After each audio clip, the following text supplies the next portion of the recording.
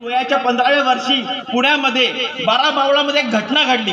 शिवाजी महाराजांचा वय 15 वर्षाचा आहे आणि या मावळामधला असणारा एक रांजेगावचा पाटील हा उन्मत्त आणि बेताब झाला होता। त्याने महिलांवरती तो त्याची वाईट नजर असायची।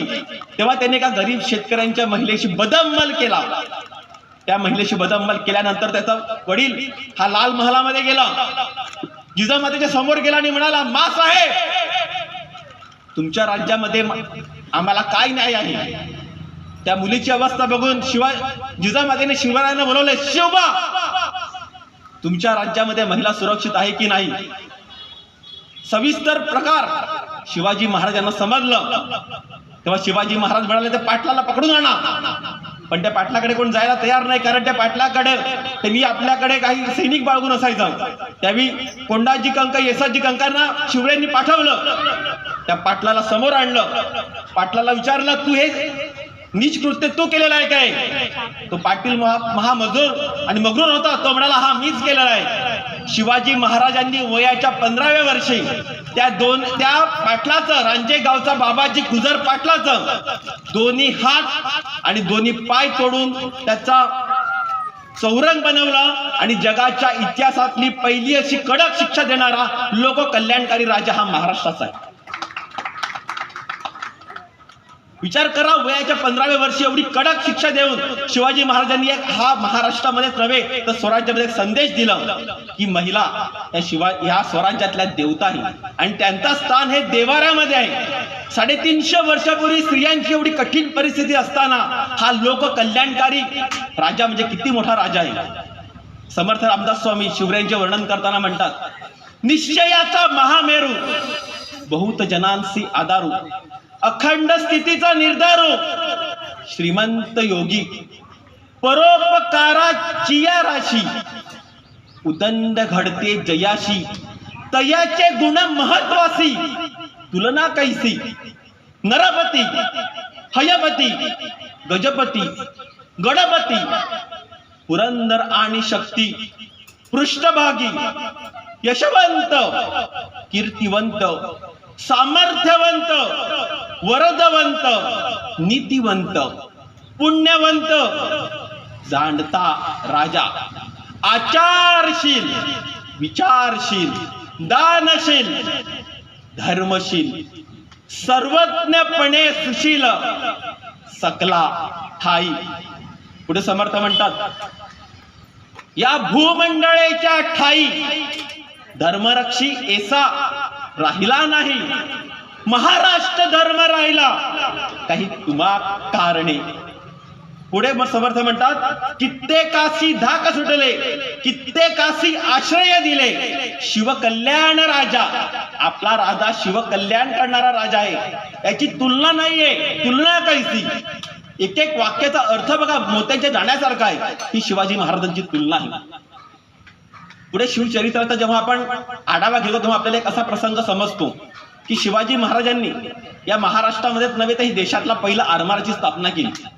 छत्रपती शिवाजी महाराजांना भारतीय आरमाराचा जनक म्हटलं जातं आणि ह्या भारतीय आरमाराचा जनक छत्रपती शिवाजी महाराजांनी ठाण्याजवळ असणारा कल्याण भिवंडी जेव्हा प्रांत आपल्या ताब्यात घेतलं आणि त्यावेळी शिवाजी महाराजांना तिकडनं अनेक अशी मोठी लूट आपल्या स्वराज्यामध्ये आली। ही लूट जेव्हा शिवाजी महाराजांच्या स्वराज्यात आली आणि त्यावेळी शिवाजी महाराज पुढे निघून गेले असताना आबाजी सोनदेव नावाचा शिवाजी महाराजांच्या सेवकाने त्या कल्याणची सर्व जी संपत्ती लुटलेली असताना कल्याणच्या सुभेदाराची सून सुद्धा शिवाजी महाराजांकडे आणली।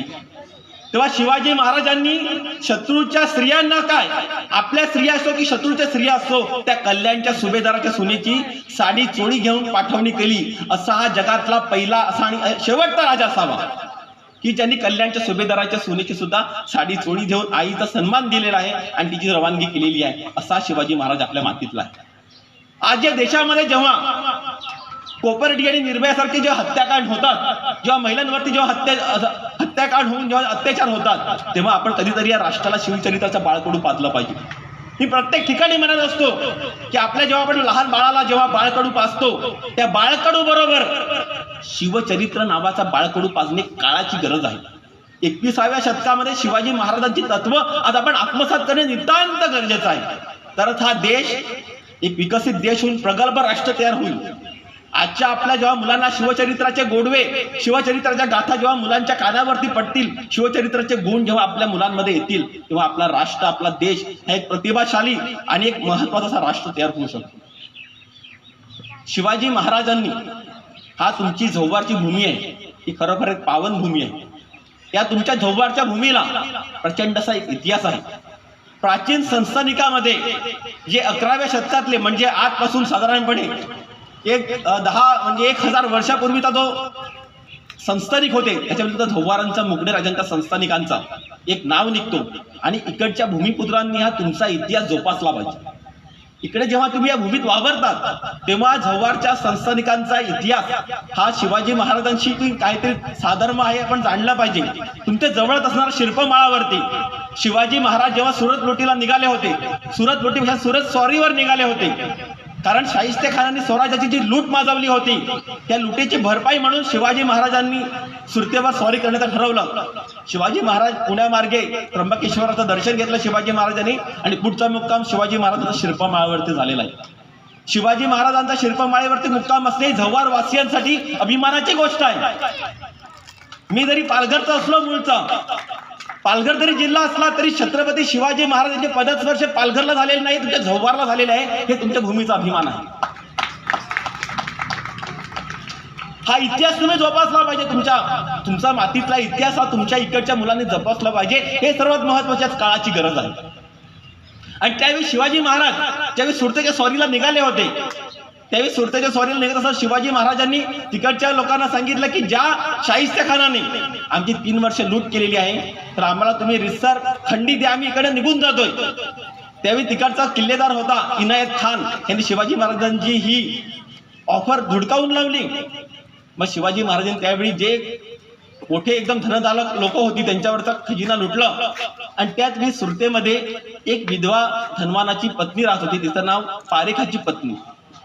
तिला असं वाटलं की शिवाजी महाराजांचे लोक मला लुटतील, माझ्यावर काही अत्याचार करतील, असं तिच्या मनात वाटलं होतं. पण ज्यावेळी शिवाजी महाराजांना समजलं की ती पारेखाची विधवा पत्नी त्या घरामध्ये राहते, त्यावेळी शिवाजी महाराजांनी आपले काही लोक तिच्या घराभोवती पेहरा द्यायला ठेवले की तिच्यावर शिवाजी महाराजांच्या नावाखाली कोणी जाऊन येऊ नये.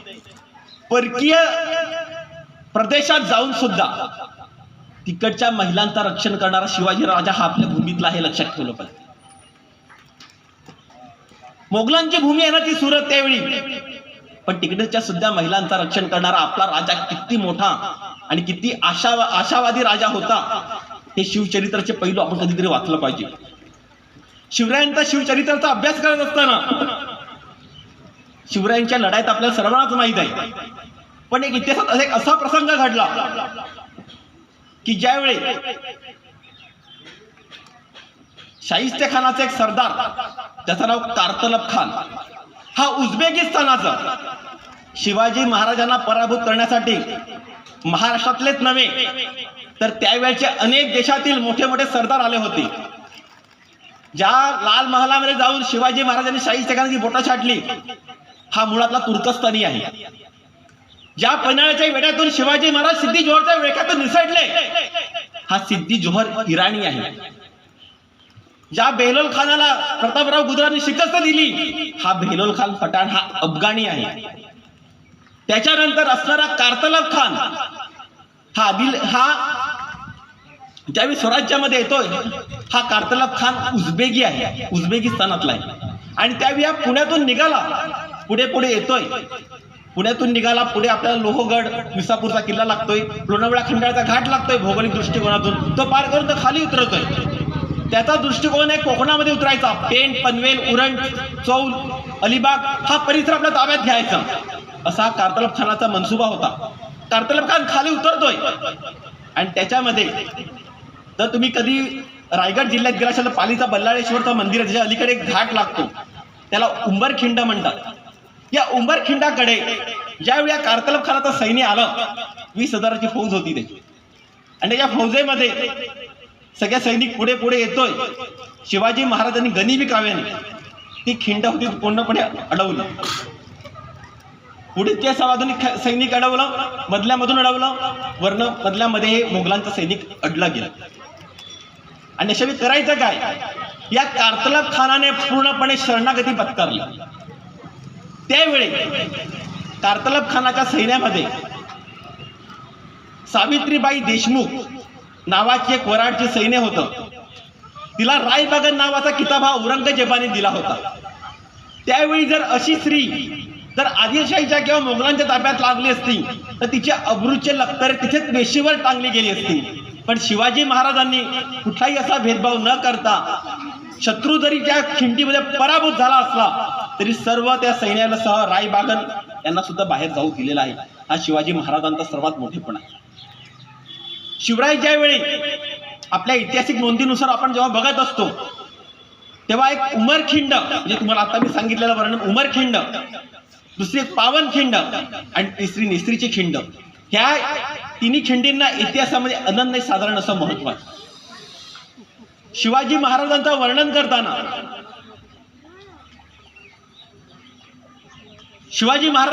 करताना ज्यावेळी कविभूषण हा ज्यावेळी रायगडावरती येतो, हा कविभूषण म्हणजे नक्की तरी कुठला? आजच्या उत्तर प्रदेश मधला कानपूर जिल्हा आहे, त्यामध्ये त्रिविक्रमपूर नावाचं गाव आहे. इथे राहणारा कविभूषण यांनी ब्रज हिंदीमध्ये किंवा ब्रुज हिंदी म्हणतात त्या हिंदीमध्ये शिवाजी महाराज छंद लिहिले. त्या छंदामध्ये तो असा म्हणतो, त्याची आणि शिवाजी महाराजांची ज्यावेळी रायगडावरती भेट होते त्यावेळी त्यांनी शिवाजी महाराजांच्या जगदीश्वर मंदिराकडे ज्यावेळी भेट झाली त्यावेळी तो शिवाजी महाराजांना म्हणतोय, हे सर्जा शिवाजी राजे, आणि तो पुढे तो छंद म्हणतो, इंद्रजिमी जंब पर बाडवसु अंब पल रावण अस दंब पर रघुकुलर राज हे पवनवरी बाह पर शंभुरती नाह पर जो सहस्र बाह पर राम विजराज हे दावा तुम दंड पड चिता मृग झुंड पड भूषण तुंड पर जैसे मृगराज है तेजतम अंश पर कन्न जिमी कंस पर अरे तो मलेच्छ वंश पर शेर शिवराज है, शेर शिवराज है, शेर शिवराज है. आमचा राजा हा सिंहाप्रमाणे शूर आहे कविभूषण म्हणतो. या राजाची इंद्राशी वर्णन केले, कोणाशी वर्णन केलेले आहे. आणि आज सुद्धा जेव्हा शिवचरित्राचे आपण गांभीर्य जेव्हा वाचतो तेव्हा प्रभू रामचंद्र आणि प्रभू श्रीकृष्णानंतर जर कोणी महान असं जर राज्य केलं असेल तर छत्रपती शिवाजी महाराजांनी केलेलं आहे. ऐसा राजा होणे नाही असा शिवाजी महाराजांचा कार्याचा अलौकिक आहे. शिवाजी महाराज सुरतेच्या लुटीवरून परत येत असतात आणि त्याच वेळी शिवाजी महाराजांचे वडील शहाजीराजे यांच्या कर्नाटकामध्ये होदेगिरी येथे लढाई करताना शिकार करताना वेलीवरून घोड्याचा तोल जाऊन त्यांचा अपघाती दुर्दैवी मृत्यू होतो. शिवाजी महाराज प्रचंड असा विजय सुरतेची धन घेऊन स्वराज्यात येत आहे आणि इथे आपल्या वडिलांचं निधन झालेलं आहे. किती कठीण प्रसंग आहे बघा तो, की एका ठिकाणी प्रचंड लूट येते, एका बाजूने वडिलांचं निधन झालेलं आहे आणि जिजामाता यांनी स्वराज्याचं देखणं स्वप्न शिवरायांच्या डोळ्यात पाहिलं. त्या जिजामाता ह्या त्यावेळी अक्षरशः सती जाण्यासाठी निघालेल्या आहेत. 350 वर्षापूर्वी जेव्हा एखादा आपला पती नवरा मयत झाल्यानंतर त्याचे जोडे घेऊन सती जाण्याची प्रथा होती, पण शिवरायांनी जिजामातेला सांगितलं, मासाहेब शहाजीराजे तर नाहीये, आणि तुम्ही जर मागून सती गेला तर आमचं स्वराज्याचं देखणं स्वप्न कोण बघणार. त्यावेळी जिजामातेला सतीपासून जाण्यापासून रोखण्याचं 350 वर्षापूर्वी युग प्रवर्तक असा काम शिवाजी महाराजांनी केला. शिवरायांच्या लढायांचा अभ्यास करताना या कधीतरी गोष्टीचा आपण अभ्यास केला पाहिजे की शिवरायांनी महिलांसाठी आणि समाज उपयोगी असं किती काम केलेलं आहे. हे शिवरायांचं मोठेपण आहे. शिवाजी महाराजांनी रायगड जेव्हा आपली राजधानी तयार केली, शिवाजी महाराजांना रायगड हा प्रचंड किल्ला आवडला आणि शिवरायांनी आपली राजधानी ही राजगडावरून रायगड इथे नेण्यासाठी ठरवलं. रायगडाला गेल्याशिवाय रायगड तुम्हाला समजणार नाही. चारी बाजूनी बेलागाडी उतंग, रायगडावर फक्त पावसाचं पाणी उतरू शकतो आणि वारा चढू शकतो, एवढा बेलाग आणि उतुंग असा शिवाजी महाराजांनी रायगड किल्ला बांधला. हिंदवी स्वराज्याची राजधानी, दुसरी राजधानी स्थापित केली. पण रायगडाच्या परिसरामध्ये अनेक लहान सहान गावं आहेत. त्याच्यामध्ये हिरकडी वाडी एक लहानशी वाडी होती आणि या हिरकणी वाडीतले अनेक लोक आपली उपजीविकेसाठी रायगडावर रोज दूध अशा अनेक वस्तू विकण्यासाठी रोज येत असत. आणि असाच एक प्रसंग घडला की जो रायगडाच्या इतिहासामध्ये सुवर्ण अक्षरात कोरून लिहावा असा एक इतिहासाचा प्रसंग हा रायगडावरती घडलेला आहे. या हिरकणी वाडीच्या ज्या परिसरातल्या ज्या महिला असायच्या ह्या रायगडावरती अनेक वस्तू उपजीविकेसाठी विकण्यासाठी येत असत. आणि रायगडाला एक नियम असे, प्रत्येक किल्ल्यावरती सूर्यास्ताची जर तोफ झाली तर किल्ल्याचे दरवाजे बंद होत असत आणि सूर्योदयानंतर ते उघडले जात असत. हा एक आशावाद असायचा. त्याच्यामध्येच हिरकणी नावाची जी एक महिला आहे ही एक मातृत्वाची गोष्ट सांगणारी कथा आहे की शिवचरित्रामध्ये मातृत्वाचा पाझर कसा फुटला जातो. आणि जेव्हा हिरकणी ज्यावेळी रायगडावरती आलेली असते ती रायगडावरती अनेक वस्तू विकून ज्यावेळी परतीला जाण्याचा जो मार्गी लागते आणि त्याच वरती गडावरती एक मोठासा तोफाचा आवाज येतो, धुळम करून असा आवाज येतो. गडाचे दरवाजे बंद होतात. पण हिरकणी वाडीमध्ये आपला तानूला बाळ आपली वाट बघत असे. आपण खाली गेलं पाहिजे पण गडाचे दरवाजे बंद झाले. ती गडकरीला म्हणते, दादा दादा दरवाजा उघडा, मला खाली जाऊ द्या, माझा तानूला बाळ माझी वाट बघतोय. आईचं पाजर पटू लागलं की मला जाऊ द्या, माझा बाळ माझी वाट बघतोय. तेव्हा तो किल्लेदार म्हणाला, ताई ताई असं नाही, नियम आहे तो आहे, तुम्हाला किल्ल्याच्या खाली जाऊ दिलं जाणार नाही. हा शिवरायांचा रायगड आहे, जे तुम्ही रात्रभर बेसुरक्षित राहू शकतात. पण ती म्हणाली, नाही नाही, मला खाली जावंच लागेल. ती सैरा वेरा झाली, चारी बाजूने बघू लागली की गडाच्या खाली कसं उतरावं. मी अगोदर रायगडाचं वर्णन केलं की रायगडावर फक्त वारा उतरू शकतो, पाऊस चढू शकतो, एवढंच रायगडाचं वर्णन, कोणी मनुष्य उतरू शकत नाही. अशा वेळी ती जो रायगडाचा टकमक आहे त्याच्या समोरच असणारा जो कडा आहे त्या कडावरती गेली. उंच असा कडा 90 डिग्री सेल्सिअस अंशामध्ये असा काटकोनामध्ये पूर्णपणे उतरायचं कसं. पण आईची मातृत्व हे आपल्या मुलामध्ये असतं, मुलाचं प्रेम तिच्यामध्ये. ती खाली उतरण्याचा प्रयत्न करू लागली, उतरता उतरता खाली येऊ लागली, घसरत होती, कुठे कुठे घसरटला जात होतं. अशा करून ती खाली आली. खाली येते तर काय, आपल्या लहानशा बाळाला घेते, पोटाची कुरवळते. तिथे गडकरी हा बेताब झाला की नक्की ती बाई गेली तरी नक्की कुठे. गडाच्या चारी बाजूने त्यांनी परिसर न्याहाळला गेला पण ती काही महिला सापडत नाहीये. त्यांनी गोष्ट राजांच्या कानी घातली. रात्रीची वेळ आहे, तिने खबर राजांच्या कानी घातली की राजे राजे हिरकणी वाडीतली एक अशी महिला आली, ती सापडत नाही. चारी बाजूनी गड पालथा घातलेला आहे. सर्वजण तिच्या शोधी लागले, तिच्यामध्ये काय कुठे गेलं, कुठे पडली काही माहित नाहीये. दुसरा दिवस सकाळ उजडलं तेव्हा जे गडकरींनी परत त्या महिलेला बघितलं, सकाळी तू कशी उतरले. तेव्हा तिने दाखवलं तो कडा आहे, तो कडा मी सरळ सरळ उतरली. पण त्या कड्यावरून बघताना सुद्धा भल्या भल्यांना चक्कर येते, तर तू कडा तो उतरली तरी कशी. तेव्हा ती म्हणाली की माझे मातृत्व, माझ्यातला मातृत्व त्या गडाच्या खाली असणाऱ्या माझ्या झोपडीतल्या मुलाकडून मला घेऊन गेलं म्हणून मी उतरली. ती हिरकणी प्रचंड अशी घाबरली. आता राजा मला नक्की काय शिक्षा देणार. तिला शिवरायांच्या दरबारामध्ये आणलं गेलं. तिने सर्व हकीकत राजांना सांगितली. राजा प्रचंड खुश झाले आणि राजांनी तो बुरुज आहे तो प्रचंड तटबंदीने बांधला गेला आणि त्या बुरुजाला नाव हिरकणी बुरुज दिला. विचार करा, शिवाजी महाराजांनी 350च्या वरती गड किल्ले बांधले, जिंकले, पण कधी आपलं नाव त्या किल्ल्याला दिलं नाही. पण त्या हिरकणीच्या नावाने तो हिरकणी नावाचा बुरुज बांधला ही मराठ्यांच्या सन्मानाची गोष्ट आहे, मराठी महिलेच्या सन्मानाची गोष्ट आहे. हे आपण कधीतरी इतिहासातून बारकावे वाचले पाहिजे. हे होते शिवाजी महाराज, हे होते शिवाजी महाराजांचं मोठेपण.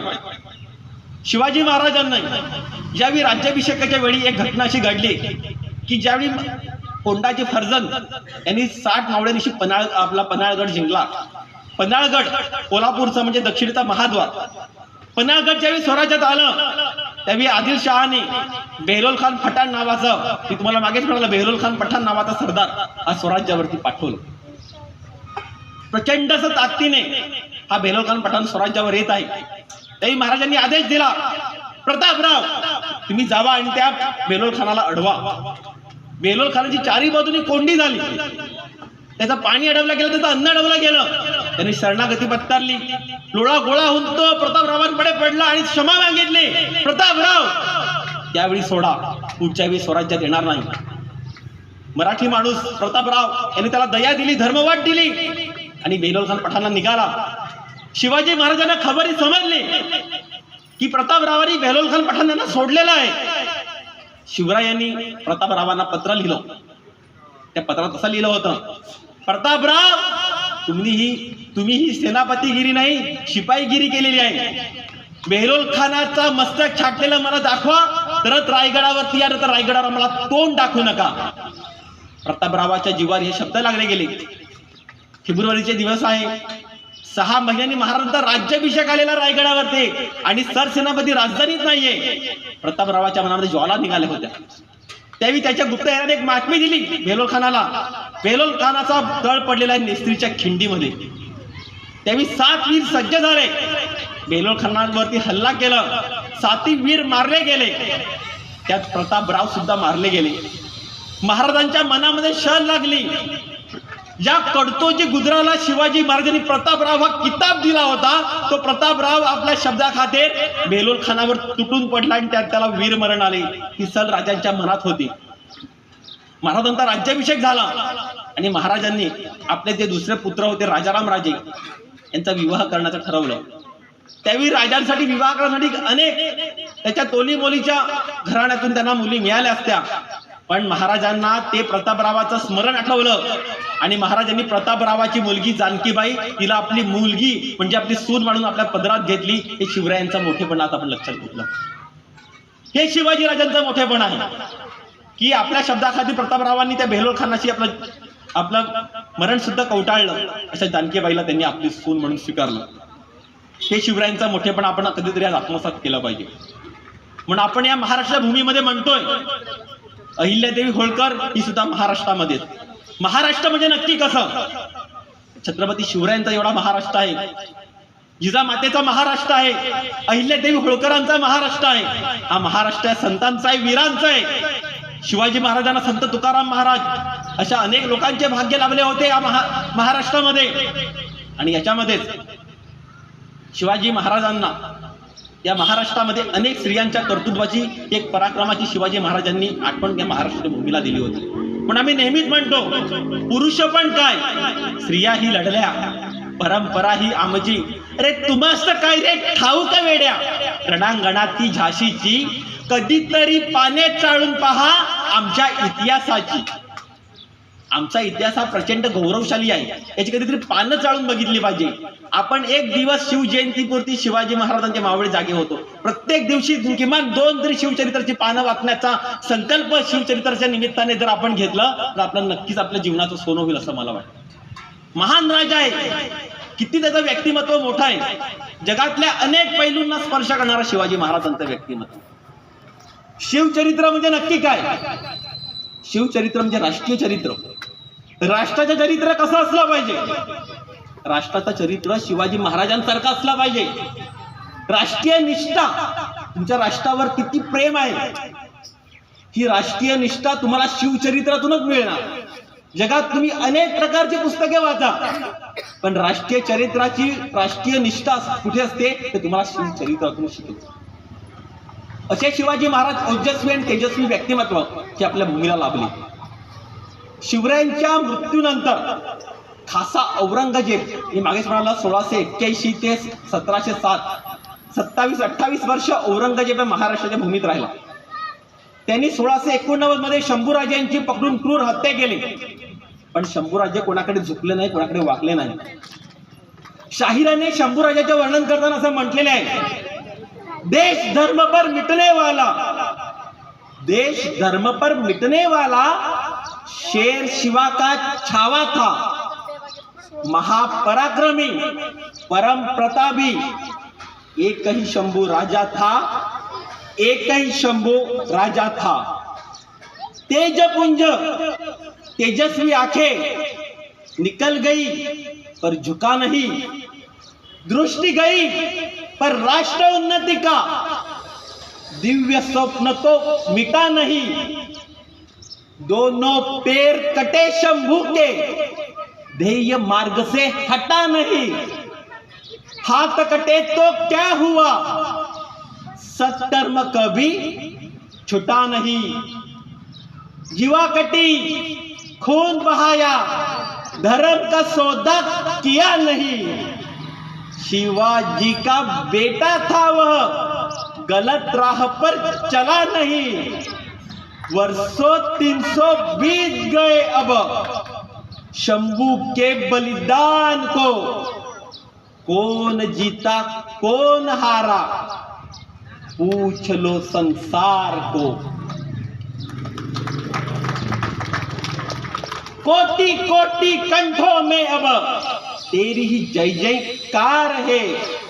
अमर शंभु तू अमर हो गया, तेरी ही जय जयकार है। मातृभूमि के चरण कमल पर जीवन पुष्प चढ़ाया था। हे दूजा दुनिया में कोई जैसा शंभू राजा था, जैसा शंभू राजा था, जैसा शंभू राजा था।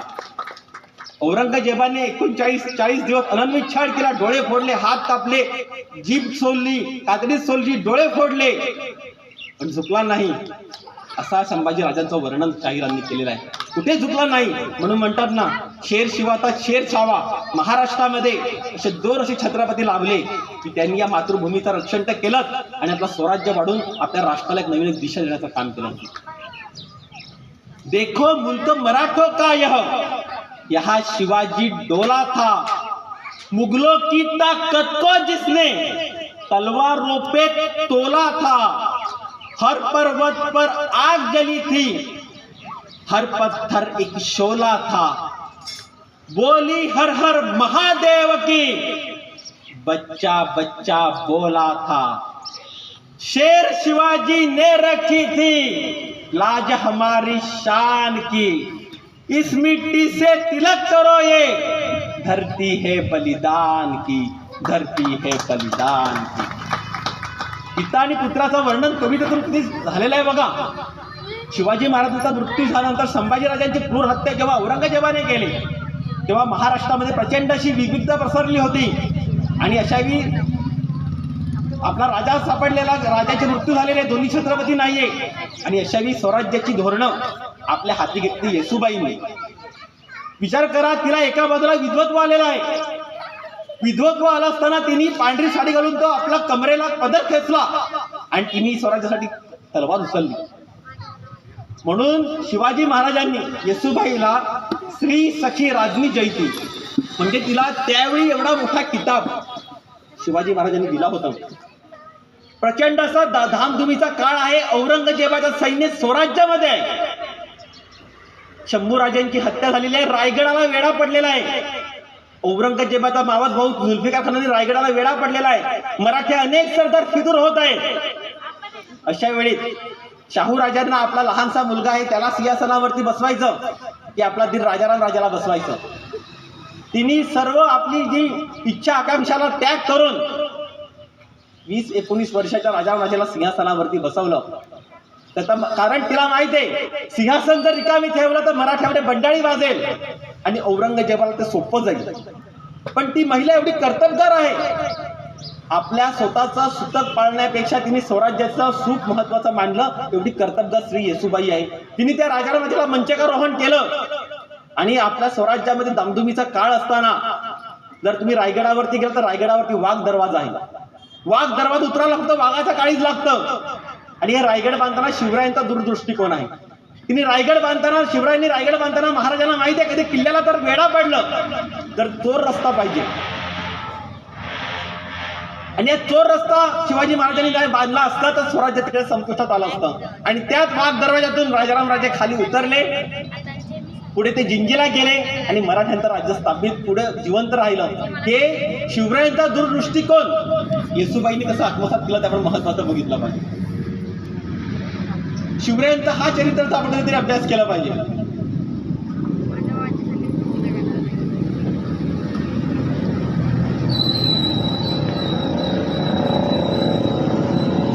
ज्यावेळी राजाराम राजे बाहेर पडले,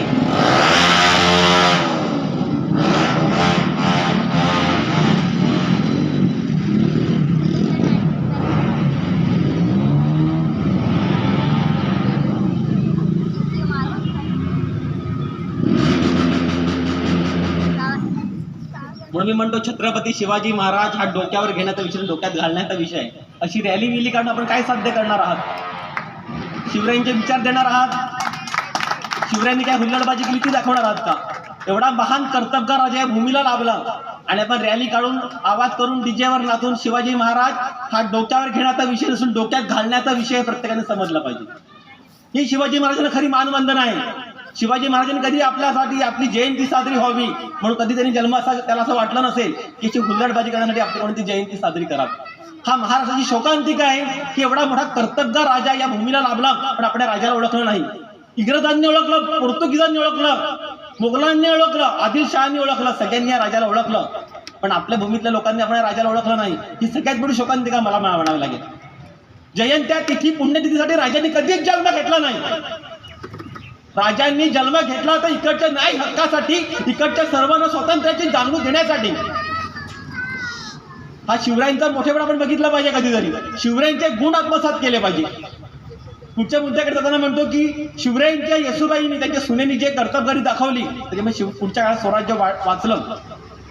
येसुबाई स्वतः रायगडावरती लढत राहिली मोगलांशी 6 महिन्यांनी. पुढे त्यांनी किल्ला रायगड हा जेव्हा मोगलांच्या ताब्यात दिला आणि त्यांनी औरंगजेबाची कैद स्वीकारली पण तिने करार केला, रायगड तुमच्या ताब्यात मी देत आहे. तिला माहिती आहे मराठी आज ना उद्या किल्ले घेणार पण तुम्ही रायगड किल्ला घेताना इकडे कोणाला धर्मांतरित करायचं नाहीये, कोणाशी छळ करायचा नाहीये, कोणाशी अत्याचार करायचा नाही. आणि 1689 ते 1707 ही येसुबाई मोगलांच्या कैदेत राहिलेले शिवाजी महाराजांची सून, हे आपल्याला इतिहास माहित नाही. आणि तिने आपला मुलगा जो शाहू राजाला तिला सुद्धा तिने मोगलांच्या कैदेत होतं. 27-28 वर्ष मोगलांच्या कैदेत राहून शाहूवरती तिने मोगली संस्कार होऊ दिले नाही. हे त्या आईचं मोठेपण आहे, ह्या त्या मातेचं मोठेपण आहे. 29 वर्ष मोगल कैदेत राहिली ती आणि तिथे मराठी एका बाजूला स्वतंत्राचं आपलं काम करत होते. ज्यावेळी रायगडावरून राजाराम राजे बाहेर पडले त्यावेळी शिवरायांची दुसरी सून महाराणी ताराबाई म्हणजे हंबीरराव मोहिते यांची मुलगी, त्यावेळी तिचा वय फक्त 15 वर्षाचा होतं. ही वयाच्या 15व्या वर्षी राजाराम राजे जिंजीला गेले त्यावेळी ती आहे ना प्रतापगडावरती पन्हाळ्यावरती मोगलांची 2 हात देऊन लढते. शिवरायांचं आत्मधोरण बघा किती मजबूत आहे की 15व्या वर्षीच्या मुलीला सुद्धा स्वराज्याच्या प्रबळ शत्रूशी लढण्याची प्रचंड ताकद या शिवचरित्रात आहे. आणि पुढच्या काळात जेव्हा 17व्या शतकामध्ये राजाराम राजांचं निधन झालं, स्वराज्याला ना छत्रपती ना सिंहासन ना काही आहे, तेव्हा 1700 ते 1707 वर्ष आशिया खंडातल्या सर्वात मोठा साम्राज्य असणाऱ्या औरंगजेबाला खेळवणारी महाराष्ट्रामध्ये महाराणी ताराबाई आहे. हे आपल्या महाराष्ट्राचं महत्व आहे. हे आपल्या महाराष्ट्राच्या महत्वाची कशी महिलांविषयी घेतो. शिवरायांचं हे महत्व पण आपण जाणलं पाहिजे कधीतरी. शिवाजी महाराज म्हणायचे, शिवाजी महाराज आज्ञापत्र आहे ते शिवाजी महाराज म्हणायचे माझ्याकडे 360 गड किल्ले आहेत. महाराजांनी 360 गड किल्ले तयार केले, बांधले, प्रचंड अशी बांधणी तयार केली. आणि महाराजांना माहित आहे मृत्यू कोणालाही अटळ आहे. जर माझ्या मृत्यूनंतर औरंगजेब हा महाराष्ट्रामध्ये हमखास येणार. बघा मृत्यू आपल्या हातात नाहीये पण मृत्यूनंतरचं नियोजन आपल्या हातात नक्की आहे. हे शिवाजी महाराज आपल्याला आज शिकवतात. बघा त्यावेळी शिवाजी महाराजांनी काय केलं, 360 गड किल्ले तयार केले. मराठी आपल्या महाराष्ट्रामध्ये हे मोगल नक्की येणार महाराजांनी जाणलं होतं. आणि महाराज काय म्हणायचे माझ्याकडे 360 गड किल्ले आहेत. मराठ्याने एक किल्ला वर्ष लढला तरी 360 गड किल्ले जिंकायला 360 वर्ष लागेल. आणि 360 वर्ष औरंगजेब जगला पाहिजे. किती प्रगल्भ विचार आहे बघा राजांची. कारण 360 वर्षाची आयु कोणाचीच नाहीये, म्हणजे मराठीशाही कधी संपणारच नाहीये. हे शिवाजी महाराजांनी आपल्याला आज संदेश दिलेला आहे. किती मोठा राजा आहे आपल्या महाराष्ट्राच्या मातीतला. हे शिवरायांचा मोठेपण कधीतरी आपण आत्मसात केलं पाहिजे. हे शिवरायांचा मोठेपण आपण कधीतरी आत्मसात केलं पाहिजे. शिवाजी महाराज हा माणूस रूपी जन्माला येऊन आपल्या कार्य आणि आपल्या गुणावर आज देवत्वाला गेला. हा इतका मोठा राजा आपल्या महाराष्ट्रातला माणूस म्हणून त्यांनी जन्म घेतला होता पण कार्य, प्रसिद्धी आणि आपल्या प्रचंड ताकदीच्या जोरावर देवत्वाला जाणारा जगातला एकमेव आणि शेवटचा राजा छत्रपती शिवाजी महाराज. शिवाजी महाराजांसारखे आज आपण दाढी वाढवणे, कानात बाळी घालणे, चंद्रकोर लावणे नक्की चांगली गोष्ट आहे. पण मी बाह्यंगाने शिवाजी महाराज दिसण्यापेक्षा अंतरंगामध्ये शिवरायांचे गुण आहे का हे माझा तरुणांना संदेश आहे. आज इथे महिला विषयक धोरणाविषयी मी एक व्याख्यान देताना इथे प्रत्येकाने आज एक शपथ घेतली पाहिजे की आपल्यापेक्षा मोठी असेल त्याला आई, ताई, माई जर आपण म्हणत असाल तर आपण शिवरायांचं नाव घेण्यात आपल्याला अधिकार आहे, तर आपण निश्चित आपल्या नाव घेण्याचा तो अधिकार नाहीये. प्रत्येक महिलेला जर आपण मात्या समान आपण जर वागणूक दिली तर आपल्या शिवरायांचे गुण आपल्याला समजले, शिवाजी महाराज कळाले, शिवचरित्र आपल्याला कळाले असते तर आपला गुण हे शिवरायांच्या कधीतरी लहान सहान गुण आपण आत्मसात केले पाहिजे. व्याख्यान देताना बराच वेळ आहे, मला पण पुढे जायचं आहे. पुढे तुझी रजा घेताना कविभूषणांनी शिवरायांवरती छंद म्हणाले तर छंद म्हणतो आणि व्याख्यानाची समाप्ती करतो. या कविभूषणांनी शिवरायांचं वर्णन करताना असं म्हणालं आहे, अफजल खान गई जाने मैया दाना मारा, बिजापुरा गोलकोंडा महाराजी ना आज आहे, भूषण बनत फिरा ससी तो फिरंगी मारे, हब्बसी तुरक की डाली पलटी जहाज है, देखत मैं खाना रुसक तमज न खाका किया, साली तो सुरी तिया जो सुनी जो आवाज है, चौकी चौकी चकता कहा तो चहु तयारो, लेतार हो खबरो कहालो सिव राज आहे. ही भाषा ब्रज हिंदी आहे. या ब्रज हिंदीचा अर्थ असा आहे, औरंगजेब आपल्या सरदाराला म्हणतो की ज्या शिवाजी राजांनी अफजल खानाला फाडलं, आदिलशाही आणि कुतुबशाहीची राज्य जिंकली, जे समुद्रावरती आपला व्यापार करणारे तुर्की आणि पोर्तुगीजांची जहाज जमिनीत मिळवली, बघता बघता त्याने रुस्तमे जमानला जमिनीत खाक केलं, अशा शिवरायांचं नाव घेतलं तरी माझ्या अंगावर काटा येतो. आज शिवाजी महाराज कुठे आहे, कसा आहे, कुठेपर्यंत आहे याची खबर मला देत त्याला असा औरंगजेब म्हणतो. किती आपल्या राजाचा प्रचंड असा दरार आहे या भारतभूमीमध्ये, किती मोठा राजाचा दरार आहे आणि त्याच महाराष्ट्रातले आपण आहे याचा आपल्याला अभिमान वाटला पाहिजे. शिवरायांच्या भूमीतले आपण आपल्याला याचा अभिमान वाटला पाहिजे. प्रौढ प्रताप पुरंदर क्षत्रिय कुलावतौ सिंहासनाधीश्वर गो ब्राह्मण प्रतिपालक छत्रपती श्री शिवाजी महाराज की, छत्रपती श्री शिवाजी महाराज की, श्री छत्रपती शिवाजी महाराज की, रणधुरंधर धर्मवीर छत्रपती श्री संभाजी महाराज की, श्री संभाजी महाराज की, भारत माता की, भारत माता की, वंदे वंदे. जय हिंद. तुमची सर्वांची रजा घेतो.